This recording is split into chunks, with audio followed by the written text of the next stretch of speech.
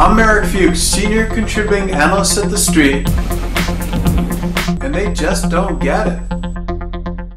We're here today to talk to you about how Best Buy reported second quarter earnings yesterday, and the media was caught between declaring bankruptcy on the one hand and opportunity at the other. Perhaps that's why God gave us two hands. Now, on the one hand, we had Minionville, which weighed in with a headline that said, "Is Best Buy headed for bankruptcy?" You got that? In other words, with competition from Apple and Walmart and Amazon, is Best Buy on a one-way ticket to financial Palookaville? The Wall Street Journal, however, weighed in with this sense that there was actually opportunity at hand. A headline saying Best Buy's results give Schultz more leverage. You get a load of that one? In other words, Richard Schultz, the former CEO and founder and largest shareholder, who has been trying to gather hold of the stock, the company, will only have his efforts augmented by these terrible earnings. But do either of these arguments have a fatal flaw?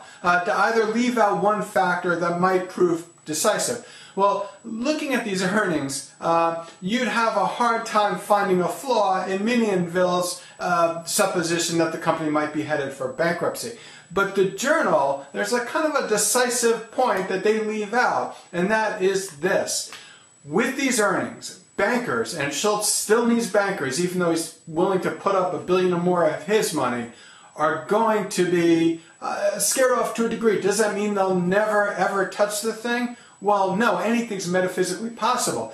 But these earnings and the way the stock is pointing toward oblivion, it will frighten, and that will factor in. That is, the banker's fright will factor in to any decision. So if you're going to take the positive take here, you need to at least factor in that possibly decisive bit of negativity. The Wall Street Journal doesn't, and they should have. Here's what you need to know. Number one, Best Buy's earnings were terrible, and the media is split. Number two, does this mean bankruptcy or takeover? Number three, the takeover argument leaves out bankers, made even more nervous by these terrible earnings.